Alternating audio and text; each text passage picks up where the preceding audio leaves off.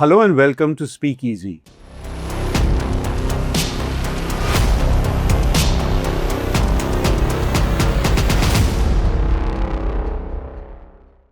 The results of the assembly elections to four critical states and the Union Territory of Puducherry have come as a surprise, a shock, a great victory for some. The defeat of three incumbent chief ministers, Mamata Banerjee in West Bengal, M.K. Stalin in Tamil Nadu, and of course Pinarayi Vijayan in Kerala, show the anti-incumbency nature of the verdict. That's one view of the situation. Another view of the situation is the electoral engineering that has been done, which ensures these big victories for the BJP. At the same time, you see um, a simple majority for the first time for the BJP in Assam, great performance by the BJP in the northeastern state, and of course, uh, the incumbents retaining Puducherry. So, what do these election results mean for India, for the BJP, for the country as a whole, for the opposition? To discuss these results, I'm joined by senior journalist Radhika Ramaseshan, Hi, Amit. who has been tracking the BJP for a long time, for several decades actually, both from UP and from Delhi. So, Radhika, I just want to get an overall take from you. What does the defeat of Mamata Banerjee and the defeat of Stalin mean for the opposition as a whole? Yeah, Amit, thanks for inviting me. It means a lot substantially for the opposition because the DMK and TMC were the two robust pillars of the India bloc. I mean, the India bloc was first constituted. There was JDU. JDU was present, but later what happened? I mean, Nitish backed off. He went back to the NDA, and so one crucial bloc was out of the India coalition. And after that, it was an amorphous kind of formation because there were certain things that they agreed upon. Uh, One of which was that they will put up joint candidates in elections. That was one of the things that was agreed upon by the India bloc in its early meetings. Of course, they reneged on that. I mean, nobody really followed it, followed the coalition dharma, so to speak. But there was always a feeling that as long as the DMK and the TMC were there, a federal front with the Congress definitely as a constituent, with the Congress either as a leader or a participant. I mean, depending on how well positioned it was at a particular time, would eventually survive. I mean, I wouldn't say that take off and make a spectacular um, uh, uh, performance in an election, but it was there. Now, with these two gone, there is really nothing left of the India bloc. I mean, because the Congress has a long, long way to go before it can even think of emerging as an alternative to the BJP. Okay, the Congress has won Kerala as part of as a leader of the UDF, but is that good enough to kind of for a revival? I don't think. I mean, it still has a long way to go. It has to win an election and it has to keep Karnataka. It has to make a mark in UP. So, and these two parties, I mean, Stalin never really aspired to go beyond Tamil Nadu, except maybe Puducherry. DMK puts up a few candidates in Karnataka, but really, I mean, it doesn't really pay too much attention to that election as well. But within Tamil Nadu, he was strong, and more importantly, Amit, these were the two parties that took a strong stand against the centre's bid to enforce some kind of authoritarianism via Delhi, their agenda, so to speak, on the states, the imposition of Hindi and, making changes in the education system, or diminishing the powers of a state, tampering with the whole architecture of a federal polity. And also the Hindutva agenda, especially Stalin. Stalin didn't really look over his shoulder before he took a stand against the centre's bid to enforce Sanatan Dharma in Tamil Nadu. He could afford to do it because in Tamil Nadu, religion and politics are nicely segregated in people's minds, so far at least. I don't know what's going to happen in the next election.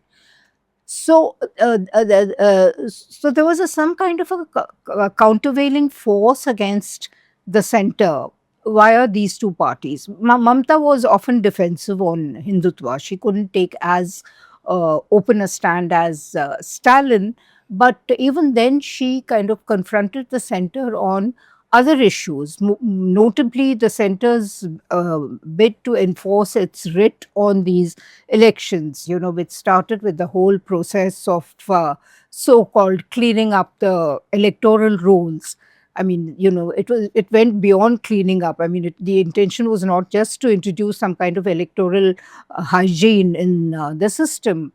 I mean, there was they attempted to do gerrymandering of the kind that they did in Assam, so that the demographics would change in favor of the BJP. I mean, that was very visible. It was happening over months. So, if we look at some of the states individually, I'd like to get your comments on. Let's begin with Tamil Nadu. I mean, many people thought that Vijay would do well. I mean, he would perhaps emerge as a third force, but he's emerged as the first force, and his party is just 10 short of an absolute majority in Tamil Nadu. A lot of people believe that the DMK and Stalin gave a good administration. The economic growth was good, development was there for people to see, and yet the people of Tamil Nadu rejected Stalin. Also, though the BJP might try to project that they've done well or the NDA has done well, but it doesn't seem, the numbers don't seem to suggest that the NDA got much traction from the numbers at least. So what is your sense? You think Vijay will be able to, run a government for 5 years? How will the two principal Dravidian parties deal with Vijay as he, takes office? Yeah, first of all, people are kind of writing an epitaph of this binary politics underpinned by Dravidian ideology. That's not going to happen. The DMK will survive well, and so will the AIDMK once it gets its act together. AIDMK lacks a leader after Jayalalitha's death. But they still got about 21% Yes, of the they vote. still got, yeah, exactly. So you cannot say that these two parties are over. But for the first time, you have what seems like a fairly, I wouldn't say forceful, but seems like a significant third force emerging in Tamil Nadu. Now, whether Vijay is able to use the political capital that he has gained in these elections, I think it's more emotion than politics. I mean, I'm from the state, I know, I mean, how emotional people get when there is an election or when a film is released. I mean, these are events for them. Now, Vijay, what is his party about? I mean, I still don't have a sense. He doesn't have a second rung leadership, third rung leadership, workers. It seemed to be like a spontaneous kind of I won't even call it a movement, some kind of a spontaneous response to the two DK forces, as if the people wanted to defeat the two DK forces. Obviously, they didn't see the AIDMK as a viable enough alternative. In fact, I was mentally kind of thinking that if there was no Vijay, would the AIDMK have come to power on its own? And I sort of doubt very much, then the DMK might have survived, just about survived. And you are absolutely right, on governance, Stalin cannot really be faulted. If you see the economic performance of Tamil Nadu, the indices on which economic performance is measured, they are pretty good by Indian standards. Social indices are fine, but that is the result of years of welfareism and welfare politics and so on, which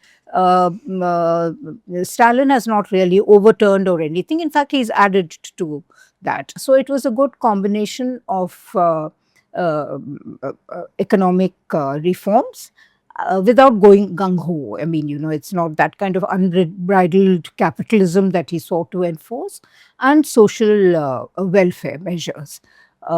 Which went some way to empowering the poor. However, I must add that the Dalits in Tamil Nadu are still a marginalized force. No DK party has really attended to them. Now, in walks in Vijay.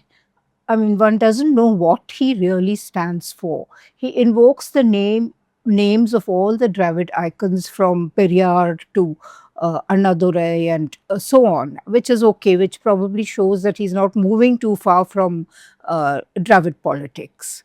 Now you said that there is a shortfall, small shortfall. That is really going to put his political uh, thinking or political You'll have to agenda make to some kind test. of a choice. He will have to make some kind of a choice, either with Even though the numbers AIDMK. are small, even though the Yeah, numbers are small. Yeah. AIDMK would mean NDA. I mean, would the AIDMK then snap its ties with the BJP? AIDMK BJP relations have not been very good. I mean, there's kind of patchy. And I have a feeling that the BJP uses strong arm tactics against the AIDMK to see that it doesn't completely sunder its links with the BJP. Or no, he can't really have an understanding with the DMK. Congress probably doesn't have enough seats to make up the shortfall. Or if there are other constituents, I think the left has got just one seat, and so on. So we will get an idea about what he is thinking, what is going to be the direction of his politics in the choice that he makes at this very crucial juncture. So Tamil Nadu politics is poised, I wouldn't say on the cusp of a tectonic change, as some commentators have been saying, because it is going to be sort of more of the same. But still, whether it's also possible that being a newcomer, he might want to keep sort of kind of might want to be on okay terms with the center, might not want to antagonize the BJP entirely, because these governments, these parties are very dependent on the center for grants and so on. If you remember, some educational grant was stopped in Tamil Nadu after they took a very strong stand against the imposition of Hindi. I mean, and they didn't get the funds. I think it was under the Sarva Shiksha Abhiyan or some educational program of Right. the center. So he may not want to upset the equation with the center. So I mean, keeping that in mind, he might sort of join hands with the AIDMK, which would necessarily mean that the BJP gets a toehold or a foothold in Tamil Nadu. Is that a good thing for Tamil Nadu? No, certainly not, because right now it looks like the only state which has resisted this onslaught of Hindutva in its own way. Nobody is rationalizing things to that extent, but it is the kind of the lone state left in the country. Well, so we'll have to watch what Vijay does very carefully, I guess. Yeah, so far and the choices that he makes. Yeah. So moving on to West Bengal, Radhika. I think, in a sense, West Bengal is a laboratory state for the Election Commission and the BJP, if I might Sure, put it like that. sure. We know that 27 lakh voters were excluded and they had filed objections. They wanted to vote. But the Supreme Court, in its wisdom and the slow pace of the tribunals, have ensured that these people were not able to vote. And now the figures that I'm seeing now on the Election Commission's website on the 5th of May in the morning, I see that the BJP has got 45.84% of the vote, the popular vote, and the TMC has got 40.80% of the vote. So there's a difference roughly of 5 percentage points and about 32 lakhs. That's the figure that I saw this morning. Now, if we see this difference of 32 lakhs, obviously there's no direct correlation between the 26 and the 32, but margins are small. The Economic Times reported this morning on the 5th of May that in nearly 50 seats, the numbers of those excluded under the SIR exercise exceeds the margin of victory. Right. And interestingly, this question was also posed in the Supreme Court, that what happens if such a scenario unfolds. So we'll have to obviously wait and watch what the court does. But what I want to ask you, Radhika, is that it's evident that the Election Commission is no longer a neutral umpire. Over the years, the strengthening of the Election Commission meant that it empowered itself to act on the behalf of people. But now we see a massive number of people who have been disenfranchised. And this, interestingly, the Economic Times report also says that it's 25-25 for the BJP and TMC in these seats, where the margin of victory is, less than those who have been excluded. So, what I want to ask you is that with the Election Commission, ED, CBI, Central Police Forces, we had 5 DGs of Central Police Forces in West Bengal. Does any party stand a choice with this kind of behemoth, eating away at, their virtual survival? I mean, props to Mamta that she fought a battle till the end. It was obviously very uneven for the very reasons that you have cited. I mean, the entire might of the state was, again, of the Union of India, was lined up in her, against her. And what did she have? She had herself, some of her party colleagues, and some of the workers. That's about it. I mean, and even West Bengal police, I don't know if or the administration, they must have been on their guard. They may not have wanted to burn their bridges entirely with the BJP. So I don't think they would have cooperated to the extent that Mamta would have liked. So it was Mamta versus the Indian Union. Now, it was and at no stage could she even level the playing field in her favor, even a bit, just level the playing field. I mean, she couldn't do it at all. So, the battle to begin with was a very uneven one. I at least didn't give Mamta much of a chance. And for these reasons, I didn't even take into account anti-incumbency, which is the latest theory being floated against her, that there was heavy anti-incumbency, which if you want, we can discuss later. But my thought went to the Gujarat government, which has been in existence since the 1995, with a little bit of interruption in between when the Congress sought to support a coalition.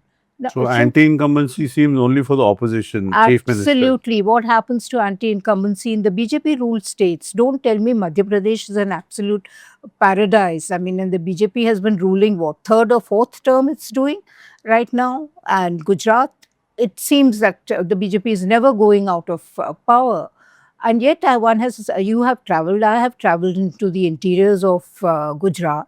Some of the rural areas are worse than the villages you see in UP. I mean, there are no toilets, no drinking water, bridges which connect the villages to the world outside are often broken and not repaired on time. I mean, there are 101 things wrong with the interiors of Gujarat, and people just get dazzled by what they see in Ahmedabad or Baroda or the cities. So, anti-incumbency, I didn't even go into that. I didn't even think. I mean, one did hear about this kind of rent-seeking, institutionalized strong arm tactics being done, I mean, which people said is a legacy of the left front, and Mamta pursuing it to the same extent or with greater zeal than the left. However, this is the main point, what you talked about the deletion, people having no recourse because the judiciary was apathetic, I mean, to say the least, I mean, I don't want to use a stronger term. They got no relief from the judiciary. And so where could they go? I mean, and the thing is, it was targeted deletions. It was not some random kind of exercise. Obviously, what one hears now is that this is after losing the last elections in 2021, the BJP got down to the job of mapping each and every assembly constituency, going into the demographic, going into the composition of the electorate, and finding out which groups were in favor of Mamta, where did she get an edge, and so on. And they reworked their strategies accordingly. So while in Assam, gerrymandering was pretty much in the open, here probably it was done very subtly, or discreetly, not subtly, very discreetly. Radhika, you've been covering politics for so many years. Have you ever come across an instance where 27 lakh people have been excluded from voting. I mean, the whole objective of the Election Commission and their campaigns has been to enroll more voters, make sure turnout is good. So, what does this tell us about the Election Commission? That it's completely compromised and they owe their allegiance to Narendra Modi and Amit Shah? Absolutely, there is no question. They've capitulated lock, stock, and barrel before the central government. I mean, you're from Assam. I mean, correct me if I'm wrong, but when the elections were held at the height of the ASU agitation, weren't electoral rolls revised and some names struck off? One heard, maybe not on such a large scale, but names of suspected infiltrators, illegal infiltrators, quote unquote, but not on such a large scale. And very interestingly, I must point out, I'm taking you a little away from Bengal to two by-elections that took place in Uttar Pradesh after the BJP's below par performance in the 2024 Lok Sabha elections. The BJP didn't get the seats it expected. Now, these were Milkipur in near Ayodhya, falls within the Ayodhya Lok Sabha seat, and Kundarki, which falls within the Muradabad Lok Sabha seat. Now, I looked at the data since independence. Neither the Jansangh, the BJP's predecessor, or the BJP has ever won these seats because of demography. These are Muslim and Yadav dominated seats. So they were either went to the socialists, even the left won Milkipur at some point, or the Congress maybe occasionally. Now, both these seats were won by the BJP with heavy margin. And that kind of defied belief among a lot of people. What happened? So I sort of also called my sources and tried to find out what happened. So they said names were struck off rolls. Muslims and Yadavs who went to vote were said that their names are not on the rolls, and there was intimidation. Voters were not allowed to come out of their homes, or even if they managed to reach the polling booths, they were sort of threatened and of what was to come in the days ahead. You know, this was like an experiment, what they did in Milkipur and Kundarki. So what you saw in Bihar, you saw it to a limited extent in Bihar, you know, but Rahul Gandhi's whole vote chori slogan really took off in Bihar during the Bihar elections. But it was not of the same scale as what you saw in Bengal. Bengal is where they went gung ho. They were determined to get Bengal. That was very obvious. And that is what happened in Bengal with the total cooperation of the Election Commission. I'm not even using the word complicity. It was not just complicit, it was openly helping the BJP at the center. So now I don't think they could redraw the boundaries of the constituency like they've done in Assam. But they definitely tampered with the demography. They re-engineered it to their favor. So today you do hear BJP functionaries claiming that the Muslim votes don't matter any longer because they have won many of the minority dominated seats, which was sort of beyond their reach in normal circumstances. The other theory that is floating around is that the left and the Congress and that Indian Secular Front, the party, they have taken away the Muslim votes of Mamta, but these are all the morning after kind of wisdom which is being doled out. I don't really see Muslims wanting to waste their votes for what?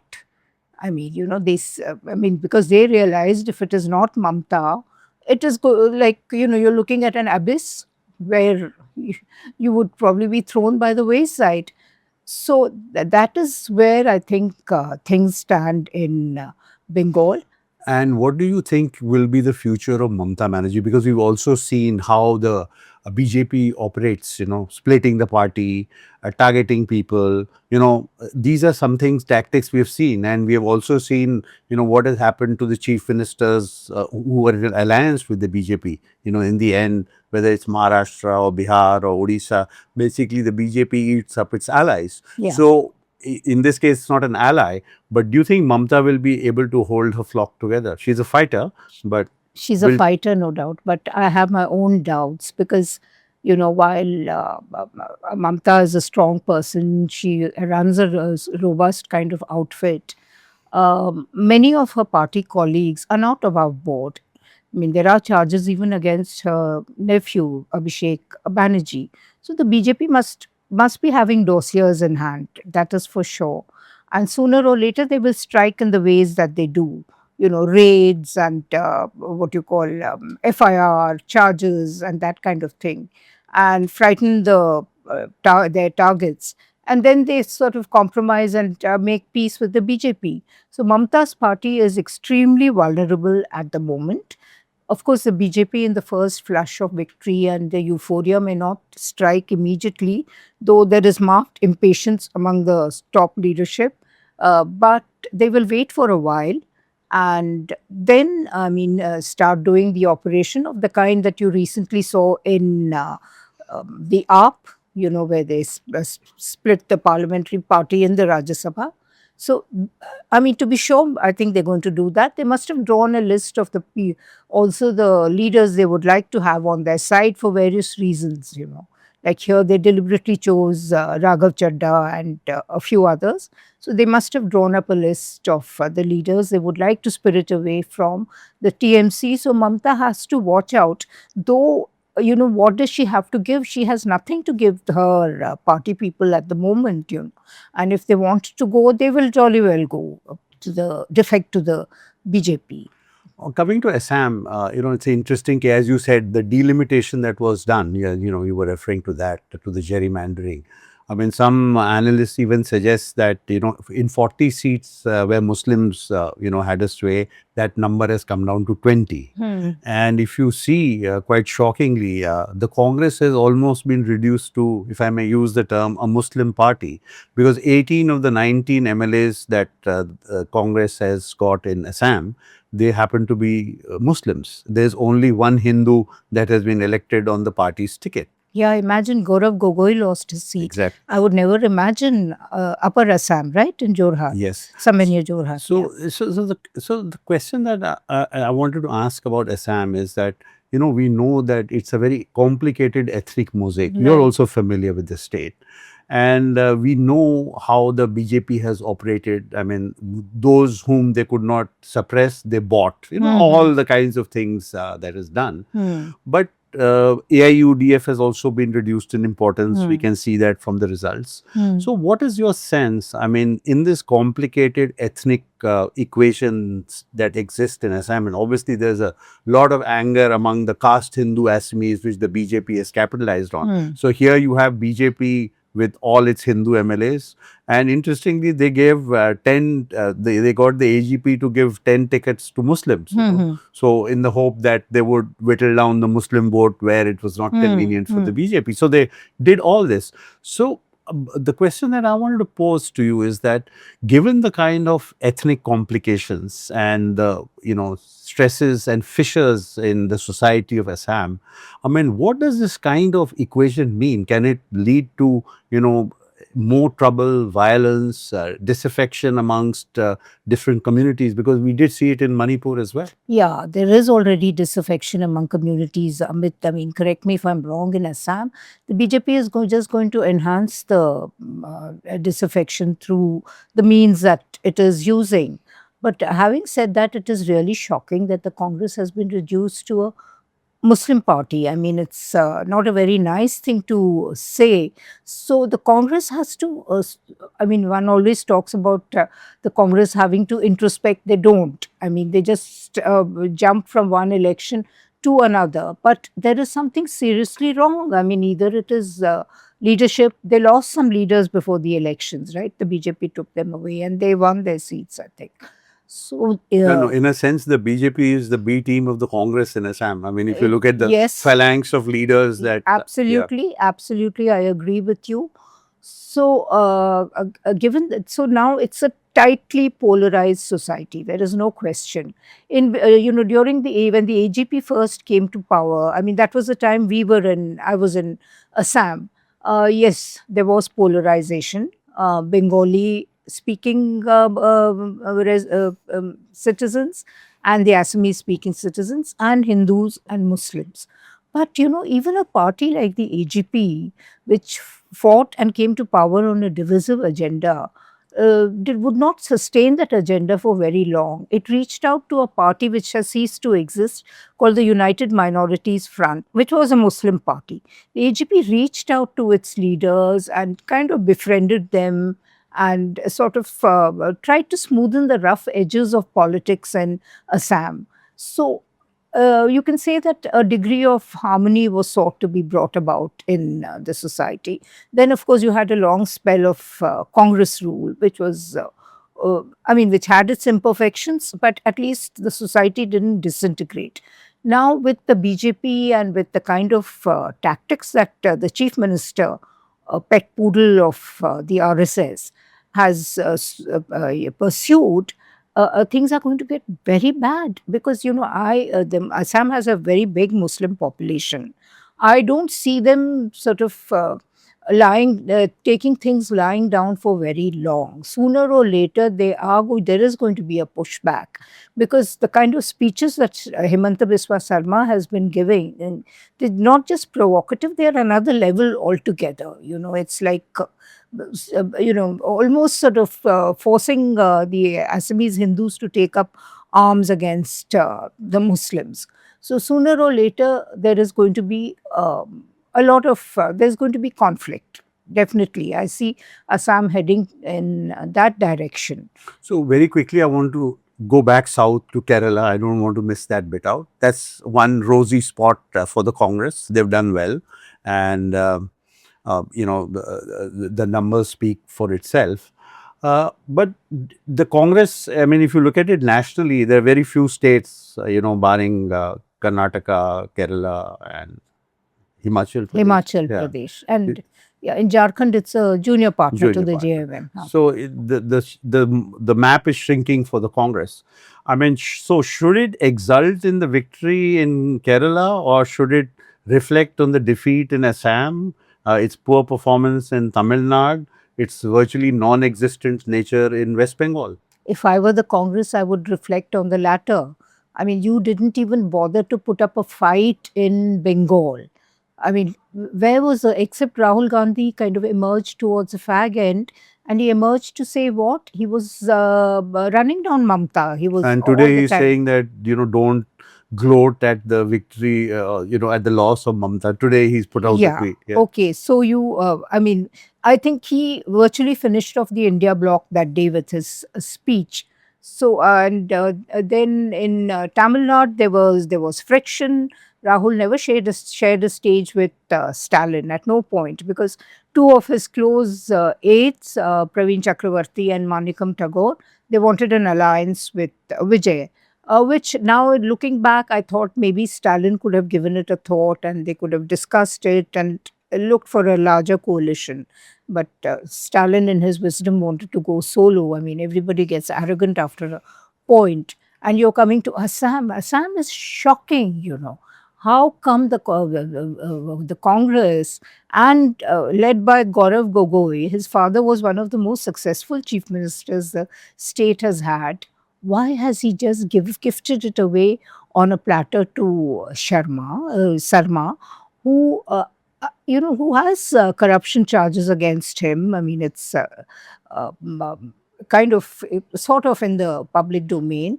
Who's supposed to be high-handed, but people also say he's very accessible to workers and to the people. So he's probably kind of complex person. But there is no there is no reason why you can't take on a complex person. So the problem with Gaurav Gogoi, from what I gathered from my sources in Assam, is that he's inaccessible. He's more into policy planning than politics. Than the management of politics. So first you manage your politics and then you think of policies when you come to power. So there is something terribly wrong with the way the Congress is approaching politics in the spirit of an NGO, and it emanates from Rahul Gandhi from the very top. After all, if Gaurav Gogoi gets his directions from Rahul, he can hardly be doing things on his own given the structure of the Congress and so on. So, the impression I got is that they left everything to Gaurav Gogoi.